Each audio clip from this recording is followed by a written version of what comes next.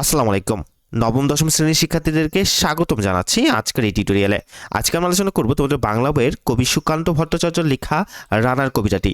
এই কবিতাটি আজকে আমরা প্রত্যেকটা লাইন সহজ ভাষায় তোমাদেরকে পাঠ বিশ্লেষণ করে বুঝে বুঝে দিব। প্রত্যেকটা লাইন এমনভাবেই তোমাদেরকে বুঝিয়ে দিব যে কবিতাটি আজকের পর তোমাদের কাছে একদম পানির মতো সহজ হয়ে যাবে এবং এখান থেকে পরীক্ষায় প্রশ্ন আসলে সর্বোচ্চ ভালোভাবে তোমরা উত্তর করতে পারবে এবং ভালো নাম্বার উঠিয়ে ফেলতে পারবে বলে আমি আশা করি। তো চলো শুরু করা যাক। শুধুমাত্র কিন্তু কবিতার এই পাঠ বিশ্লেষণই না, তোমাদের অনুশীলন থেকে যে সৃজনশীল প্রশ্ন এবং বহু নির্বাচিত প্রশ্নগুলো দেওয়া হয়েছে এগুলোরও উত্তর তোমাদেরকে করে দেওয়া হবে এই ক্লাসে ইনশাল্লাহ। তো চলো শুরু করা যাক। শুরু করছি পরম করুণাময় মহান আল্লাহ তাআলার নামে। তো শুরুতে আমি তোমাদেরকে একটু বলে নিতে চাই, দেখো এই রানার বলতে কবি কাদেরকে, এই রানার বলতে কিন্তু কবি ডাক পিয়নদের বুঝিয়েছে।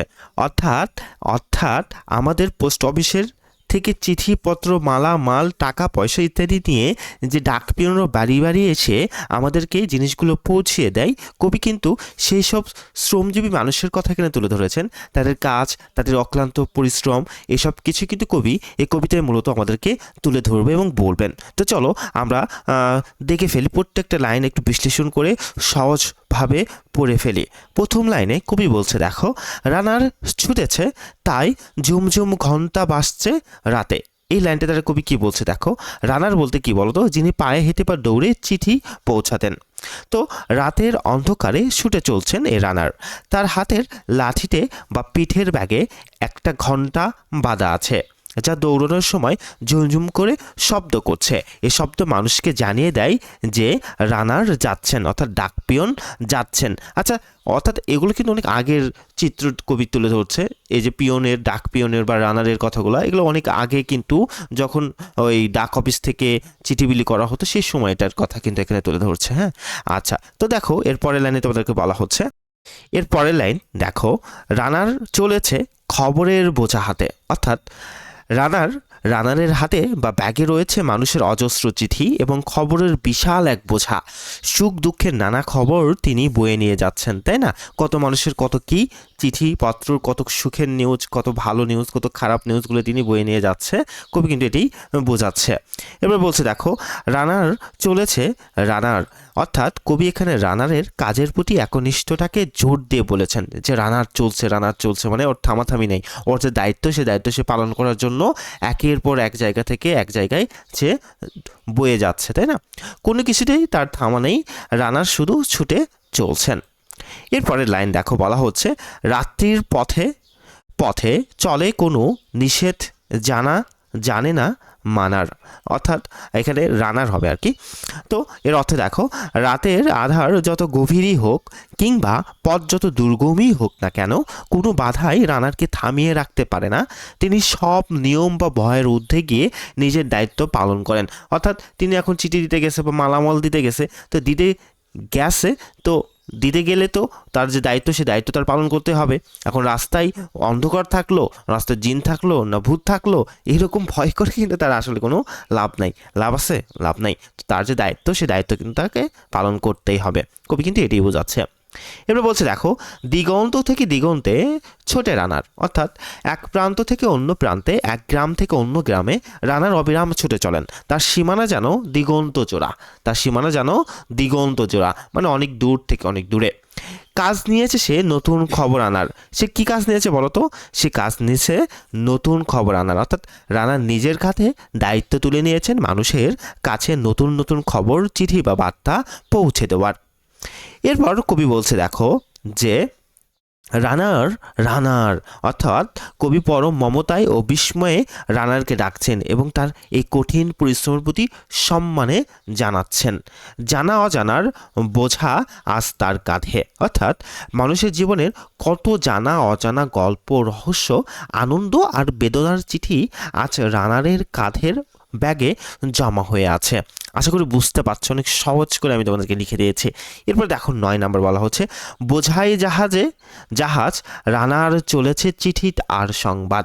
অর্থাৎ একটি পণ্যবাহী জাহাজ যেমন ভারী মালামাল নিয়ে নদী বা সমুদ্রে ভেসে চলে, রানারও ঠিক তেমনই চিঠিপত্র আর সংবাদের এক বোঝাই জাহাজ হয়ে স্থলপথে তীব্র গতিতে ছুটে চলছেন।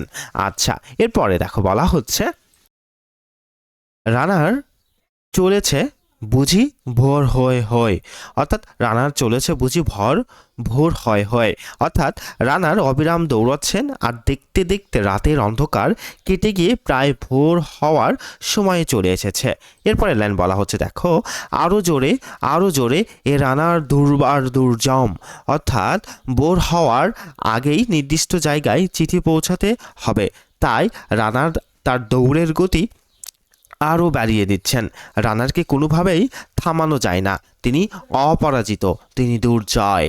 এরপরে দেখো বলা হচ্ছে, তার জীবনের স্বপ্নের মতো পিছে সরে যায় বন, অর্থাৎ রানার যখন তীব্র গতিতে দৌড়ান তখন রাস্তার পাশের বন জঙ্গলগুলো দ্রুত পেছনে চলে যায়। মানুষের জীবন থেমে যেমন পূরণ না হওয়ার স্বপ্নগুলো পেছনে হারিয়ে যায়, রানারের গতিময়তার কাছে বনের গাছপালাগুলো ঠিক সেভাবে পিছে সরে যাচ্ছে। আচ্ছা, এরপরে লাইনে বলা হচ্ছে দেখো, আরও পথ বুঝি হয় লাল ও পূর্ব কোণ, অর্থাৎ রানার ভাবছেন তাকে আরও পথ পাড়ি দিতে হবে, কারণ পূর্ব আকাশ হয়তো এখনই সূর্য ওঠার লাল আভায় রঙিন হয়ে উঠবে। ভোর হওয়ার আগেই কাজ শেষ করার এক তাগিদ রয়েছে তার মনে। হ্যাঁ, মানে ভোরের আলো ফোটার আগেই তার কাজটাকে শেষ করতে হবে। অবাক রাতের তারারা আকাশে মিটমিট করে চায়। কবি এই লাইনটার কি বোঝাচ্ছে দেখো, যে রাতের আকাশে তারকারা মিটমিট করে তাকিয়ে অবাক হয়ে রানারের এই অবিরাম ছুটে চলা দেখছে। এরপরে লাইনে বলা হচ্ছে, কেমন করে এ রানার সবাইকে হরিণের মতো যায়। তারারা অবাক হয়ে ভাবছে যে এই সাধারণ মানুষটি কিভাবে রাতের অন্ধকারে একটা বুনো হরিণের মতো প্রচণ্ড গতিতে ছুটে চলছে তার দায়িত্ববোধ থেকে, তাই না? কত গ্রাম, কত পথ যায় সরে সরে, অর্থাৎ কবি বলছে রানারের তীব্র গতির কারণে একের পর এক গ্রাম এবং রাস্তা পেছনে ফেলে তিনি সামনে এগিয়ে যাচ্ছে। এরপরের লাইনে কবি বলছে দেখো, শহরে রানার যাবেই পৌঁছে ভোরে, অর্থাৎ যত কষ্টে হোক না কেন সকাল বা ভোর হওয়ার ঠিক আগেই রানারকে শহরে বা মেইল চিঠি নিয়ে পৌঁছতে হবে, এটিই তার মূল লক্ষ্য। এরপরে দেখো, হাটে লুণ্ঠন করে ঠন ঠন জোনাকিরা দেয় আলো। রাতের অন্ধকার দূর করতে রানারের হাতে একটা লণ্ঠন বা কুপি বা হারকিন, সে কুপি বা হারকিন মানে হাতে নিয়ে সে তার গন্তব্যে পৌঁছানোর জন্য আলো দেখতে দেখতে যাচ্ছে। তো আচ্ছা, হারিকেন আছে যা দৌড়নের ঝাঁকুনিতে ঠন ঠন শব্দ করছে, আর পথের ধারে জোনাকি পাখিরা যেন তাদের আলো দিয়ে রানারের পথ চলতে সাহায্য করছে। এই লাইনটা কিন্তু কবি এটাই বুঝিয়েছে। এবার দেখো, মায়াবী রানার এখনো রাতের কালো, অর্থাৎ কবি রানারকে মায়াবী বলেছেন। কেন বলেছেন বলো তো? কারণ এই নিঃস্বার্থ মানুষটি সবার অলক্ষ্য এত বড় দায়িত্ব পালন করছে, তাই না? কত বড় দায়িত্ব পালন করছে, নিজের ঝুঁকি নিয়ে পালন করছে, কতই না তার ক্লান্তহীন পরিশ্রম করতে হচ্ছে। তো দেখো, চারপাশ এখনো রাতের অন্ধকারে ঢাকা, কিন্তু রানার সচল, মানে চারদিকে সবাই ঘুমিয়ে পড়েছে। হ্যাঁ, সবাই আরাম আয়েশ করছে। অন্যদিকে রানার কি করছে, তার যে কাজকর্ম, তার যে দায়িত্ব বোধ, সেটি তিনি পালন করার জন্য রাত জেগে ছুটাছুটি করছে। এমনই করে এই জীবনের বহু বছরকে পিছু ফেলে। এভাবে প্রতি রাতে অবিরাম দৌড়াতে দৌড়াতে রানার তার জীবনের অনেকগুলো বছর পার করে দিয়েছেন। তার যৌবন ও জীবন এই বুটের আওয়াজ আর চিঠির বস্তার পেছনেই কেটে গেছে। পৃথিবীর বোঝা ক্ষুধিত রানার পৌঁছে দিয়েছে মেলে, অর্থাৎ কবি দেখো বলতেছে, নিজের পেটে ক্ষুধা নিয়ে অভাব অনটন জর্জরিত থেকেও রানা সারা পৃথিবীর মানুষের সুখ দুঃখের এই বিশাল বোঝাটি সঠিক সময়ে মেল বা ডাকঘরে পৌঁছে দিচ্ছেন। পরের লাইন দেখো, ক্লান্ত শ্বাস ছুঁয়েছে আকাশ, মাটি ভিজে গেছে ঘামে, অর্থাৎ একটানে দৌড়নের ফলে রানার ভীষণ ক্লান্ত। তার দীর্ঘশ্বাস যেন আকাশ শুয়ে যাচ্ছে, আর তার শরীর থেকে ঝরে পড়া ঘাম নিচের মাটি ভিজে যাচ্ছে। জীবনের সব রাত্রিকে ওরা কিনেছে অল্প দামে, অর্থাৎ রানাররা এত কষ্ট করে সারা রাত জেগে সমাজকে সেবা দেন, কিন্তু বিনিময়ে তারা যে সামান্য বেতন পান তা খুবই সামান্য। সমাজ যেন তাদের জীবনের অমূল্য রাতগুলোকে বা তাদের হাড় ভাঙা খাটুনিকে খুব সস্তা মূল্যে কিনে নিয়েছে, তাই না? এরপর দেখো, অনেক দুঃখে বহু বেদনায় অভিমানে অনুরাগে, অর্থাৎ কবি এই লাইনে বোঝাচ্ছে দেখো যে রানারের মনে লুকিয়ে আছে অনেক দুঃখ, কষ্ট, সমাজের প্রতি অভিমান আর প্রিয়জনদের জন্য ভালোবাসা বা অনুরাগ। ঘরে তার প্রিয়া একা শয্যায় বিনিদ্র রাত জাগে। অর্থাৎ রানা যখন বাইরে সারা রাত ধরে মানুষের চিঠি পৌঁছে দিতে দৌড়ান, তখন তার নিজের ঘরে তার স্ত্রী বা প্রিয়া এক বিছানায় শুয়ে স্বামীর চিন্তায় ঘুমাতে পারেন না, জেগে রাত কাটান। এরপরে কবি বলছে দেখো, রানার রানার এ বোঝা টানার দিন কবে শেষ হবে। অর্থাৎ কবি প্রশ্ন করছে যে, হে রানার, তোমার এই হাড় ভাঙা খাটুরি আর কষ্টের বোঝা বয়ে পেরানোর দিন কবে শেষ হবে? তুমি কবে কষ্ট থেকে মুক্তি পাবে? এরপরে কবি বলছে, রাত শেষ হয়ে সূর্য উঠবে কবে? অর্থাৎ এখানে রাত শেষ হয়ে সূর্য ওঠা বলতে রানারের জীবনের কষ্টের অবসানের কথা বলা হয়েছে এবং সুদিনের অর্থাৎ নতুন আশার কথা বলা হয়েছে। কবি জানতে চান রানারের জীবনের সুখের সূর্য কবে উদয় হবে। ঘরেতে অভাব, পৃথিবীতে তাই মনে হয় কালো ধোয়া। অর্থাৎ কবি বলছে দেখো, রানারের ঘরে প্রচণ্ড অভাব অনটন, দারিদ্র্যর এই তীব্র কষ্টের কারণে তার কাছে এই সুন্দর পৃথিবীটাকে কেবলই অন্ধকার ও কালো ধোঁয়ার মতো আনন্দহীন মনে হয়। এর পরের লাইনে কবি বলছে দেখো, পিঠেতে টাকার বোঝা, তবু এই টাকাকে যাবে না ছোঁয়া। তবে আচ্ছা পিঠেতে টাকার বোঝা, তবু এই টাকাকে যাবে না ছোঁয়া। অর্থাৎ রানার সরকারি ডাকের যে ব্যক্তি পিঠে নিয়ে দৌড়ান, তাতে অনেক সময় মানুষের পাঠানো হাজার হাজার টাকার মানি অর্ডার থাকে, অথচ চরম অভাবী হয়েও রানা সেই টাকা স্পর্শ করতে পারেন না, কারণ তিনি অত্যন্ত সৎ এবং দায়িত্ববান। এরপরে লাইন দেখো, রাত নির্জন, পথে কত ভয়, তবুও রানার ছটে। অর্থাৎ মাঝরাতে রাস্তাঘাট একদম জনমানবহীন অর্থাৎ নির্জন থাকে, অর্থাৎ মানুষজন থাকে না।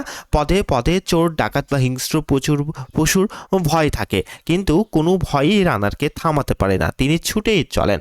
এরপর দেখো, দস্যুর ভয় তারও চেয়ে ভয় কখনো সূর্য ওঠে। অর্থাৎ কবি বলছে দেখো, রানারের পথে ডাকাত বা দস্যুর ভয় তো আছেই, কিন্তু তার চেয়েও বড় ভয় হলো ভোর হয়ে যাওয়া। সূর্য উঠে গেলে যদি নির্দিষ্ট সময়ে মেইল বা চিঠি পৌঁছাতে না পারেন, তবে তার চাকরি বা দায়িত্বের ক্ষতি হবে। তাই তিনি দস্যুর চেয়ে সকাল হাওয়াকে বেশি ভয় করেন। অর্থাৎ রাত বিরাট, মানুষ কিনা রাত বিরাতে ভয় করে, তাই না? আর উল্টো এই রানার ভোরবেলাকে ভয় করে। যে মানুষ যেখানে ভোরবেলাকে ভয় করে না, রাত বিরাতকে ভয় করে, সেখানে রানার কিন্তু উল্টোটা। কারণ রানারের দায়িত্ব হচ্ছে রাত বিরাত পার করে সকালের মধ্যে চিঠিপত্র পৌঁছে দেওয়া, তাই না? তো যদি সে পৌঁছাতে না পারে তাহলে কিন্তু তার চাকরির ক্ষতি হবে, এই জন্য সে রাতকেই পছন্দ করে, বরং ভোরকেই ভয় করে। তো এইরকম একটা কথা আর কি। তো এরপরে কবি বলছে দেখো, কত চিঠি লেখে লোকে। অর্থাৎ দুনিয়ার কত মানুষ কত রকম চিঠি লেখে, কত সুখে প্রেমে আবেগে স্মৃতিতে, কত দুঃখ ও শোকে। অর্থাৎ কবি বলতেছেন সেই চিঠিগুলো কোনোটাতে থাকে সুখ ও প্রেমের গল্প, কোনোটাতে আবেগ ও স্মৃতি, আবার কোনোটাতে থাকে গভীর দুঃখ আর স্বজন হারানোর শোকের খবর। আচ্ছা, এরপর কবি বলছে, এর দুঃখের চিঠি পড়বে না জানি কেউ কোনো দিনও। অর্থাৎ রানার সবার সুখ দুঃখের চিঠি বিলি করেন, কিন্তু এই চিঠির অভুক্ত গরিব রানারের নিজের জীবনের কষ্টের কথা বা দুঃখের যে চিঠি পড়ার মতো সময় সমাজের কারণেই। রানারের ব্যক্তিগত জীবনের মনের যে অবস্থা, তার যে অবস্থা, সেই অবস্থার চিঠির পড়ার কিন্তু সমাজে কোনো লোক নাই। তো কবি কিন্তু এই কথাটাই এখানে বোঝাচ্ছে। এরপর কবি বলছে, এর জীবনের দুঃখ কেবল জানবে পথের তৃণ। অর্থাৎ রানারের জীবনের এই নীরব কান্নার কথা সমাজ জানে না, কেবল রাতের অন্ধকার যে ঘাস তৃণ অপর দিয়ে তিনি দৌড়ে যান, সে পথের ঘাস আর শিশির বিন্দুই তার চোখের জল ও কষ্ট টের পায়, কিন্তু সাধারণ মানুষ টের পায় না। এর দুঃখের কথা জানবে না কেউ শহরে ও গ্রামে। অর্থাৎ শহরে বা গ্রামে কোনো জায়গায় মানুষই এই শ্রমজীবী মানুষটার ত্যাগের কথা মনে রাখে না। এবার কবি বলছে দেখো, এর কথা ঢাকা পড়ে থাকবেই কালো রাত্রির খামে। অর্থাৎ একটি চিঠি যেমন খামের ভিতর বন্ধ থাকে, রানারের জীবনের সব কষ্ট ও গল্প তেমনই রাতের অন্ধকারের বুকেই চিরকাল চাপা পড়ে থেকে যায়।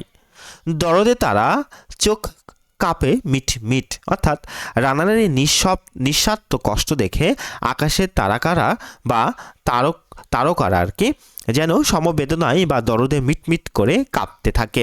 এবার কবি বলছে, এ কে যে ভোরের আকাশ পাঠাবে সহানুভূতির চিঠি। কবি বলছে মানুষ সহানুভূতি না দেখালেও ভোরের আলো বা ভোরের আকাশ যেন রানারের জন্য এক টুকরো সহানুভূতির বার্তা নিয়ে হাজির হয়। এরপরে কবি বলছে রানার রানার কি হবে এ বোঝা বয়ে। কবি রানারের উদ্দেশ্যে বলছে যে কবি আবার আফসোস করে বলছেন, হে রানার, নামমাত্র বেতনে নিজের জীবন শেষ করে এই খাবারের বোঝা বয়ে তোমার কি লাভ হচ্ছে। এরপরে লাইনে কবি বলছে কি হবে ক্ষুধার ক্লান্তিতে ক্ষয়ে ক্ষয়ে। তো কবি এখানে বলছে বা বোঝাচ্ছে দেখো যে পেটে ক্ষুধা নিয়ে রাতের পর রাত না ঘুমিয়ে এভাবে নিজের শরীর ও জীবনকে ক্ষয় করে কি লাভ। এরপরে কবি বলছে রানার রানার ভোর তো হয়েছে, আকাশ হয়েছে লাল। কবি বলছে যে দেখো ভোর হয়ে গেছে এবং পূর্ব আকাশ লাল রঙে রঙিন হয়ে উঠেছে। এর পরের লাইনে কবি বলছে দেখো যে আলোর স্পর্শে কেটে যাবে এই দুঃখের কালো কাল। অর্থাৎ কবি আশা প্রকাশ করছেন যে এই ভোরের নতুন আলোর ছোঁয়ায় রানারদের জীবনের সমস্ত অন্ধকার, দুঃখ আর জরাজীর্ণ সময় অর্থাৎ কালো কাল একদিন নিশ্চয়ই কেটে যাবে। এই যে দুঃখের যে রানারের দুঃখের যে জীবন পার হচ্ছে এই সময়টা একদিন ঠিকই কেটে যাবে, এই আশা কিন্তু কবি করছে। এবার কবি বলছে দেখো রানার গ্রামের রানার। কবি পরম শ্রদ্ধায় গ্রামীণ জনপদের এই অক্লান্ত সেবককে সম্বোধন করেছেন। সময় হয়েছে নতুন খবর আনার। এবার সময় এসেছে রানারদের নিজেদের জীবনে এক নতুন ও শুভ দিন বা ভালো খবর নিয়ে আসার। শপথের চিঠি নিয়ে এলো আজ ভীরুতা পিছনে ফেলে। অর্থাৎ কবি রানারকে মনের সব ভয় ও ভীরুতা ঝেড়ে ফেলে নতুন দিনের শপথ নিয়ে সামনে এগিয়ে যাওয়ার আহ্বান জানাচ্ছেন। এবারে কবি বলছে দেখো পৌঁছে দাও এ নতুন খবর অগ্রগতির মেলে। অর্থাৎ এবার সমাজ পরিবর্তনে এবং শোষিত মানুষের অধিকার আদায়ের নতুন বার্তা বা খবর চারিদিকে পৌঁছে দিতে হবে, তাই না? আচ্ছা, এরপর দেখো কবি বলতেছে দেখা দেবে বুঝি প্রভাত এখনই। অর্থাৎ রানারদের দুঃখ ঘুচে গিয়ে এক নতুন সকাল বা সাম্যর সূর্য এখনই উদিত হতে চলছে। এরপরে লাইনে কবি বলছে দেখো নেই দেরি নেই আর, সেই সুদিন বা শোষণের হাত থেকে মুক্তি পাওয়ার আর বেশি দেরি নেই। ছুটে চলো আরও বেগে দুর্দম হে রানার। অর্থাৎ কবি শেষে কি বলছে দেখো যে কবিতার শেষে কবি রানারকে এক নতুন উদ্দীপনায় অদম্য গতিতে সামনে এগিয়ে যাওয়ার জন্য জোরালো আহ্বান জানিয়েছে, যাতে সমাজের শ্রমজীবী মানুষের জয় হয়। অর্থাৎ শেষের দিকে অর্থাৎ রানারের এই কবিতার মাধ্যমে কবি কিন্তু আসলে শ্রমজীবী মানুষের যে ন্যায্য মূল্য, শ্রমিকদের যে ন্যায্য ভিত্তি, এটির প্রতিষ্ঠার কথাও কিন্তু তিনি কবিতার শেষে এসে আশা ব্যক্ত করেছেন। আশা করি কবিতাটি তোমাদের জন্য বুঝতে অনেক সহজ হয়েছে। এরপরে তোমরা যদি তোমাদের এই কবিতা থেকে অনুশীলনে চলে আসো, দেখতে পারবে তোমাদেরকে কিন্তু এখানে বহু নির্বাচনী প্রশ্ন দেওয়া হয়েছে। তো দেখো আমি উত্তরগুলি তোমাদের এখানে করে দিয়েছি, তোমরা এখান থেকে একটু দেখে ফেলবা তাহলে হয়ে যাবে। আর এরপর দেখো তোমাদেরকে যে সৃজনশীল প্রশ্ন দেওয়া হয়েছে, তাই না? আমি একটু সৃজনশীল প্রশ্ন উত্তরগুলিও তোমাদেরকে দেখিয়ে দিই। আচ্ছা দেখো সৃজনশীল প্রশ্ন উত্তরগুলি পর্যায়ক্রমে তোমাদেরকে একটু দেখিয়ে দিই এখান থেকে। এই যে দেখো 1 নং সৃজনশীল প্রশ্নের উত্তর। তো 1 নং সৃজনশীল প্রশ্নের উত্তরের ক খ গ ঘ 4টি প্রশ্নের উত্তরই আমরা এখানে পর্যায়ক্রমে দিয়ে দিয়েছি। তোমরা একটু ভিডিও পজ করে করে প্রত্যেকটা উত্তর একটু দেখে ফেলবা। আমি আর পড়ে দিচ্ছি না, কেননা পড়ে দিলে ভিডিওটা অনেক বড় হয়ে যাবে। সো তোমরা এখান থেকে একটু দেখে দেখে প্রশ্নগুলো পড়ে নিবা ভিডিও পজ করে করে। ভালো থেকো, সুস্থ থেকো। ভিডিওটি ভালো লেগে থাকলে লাইক দেবে এবং অবশ্যই লার্ন ফেলেছে চ্যানেলটিকে সাবস্ক্রাইব করবে। আসসালামু আলাইকুম।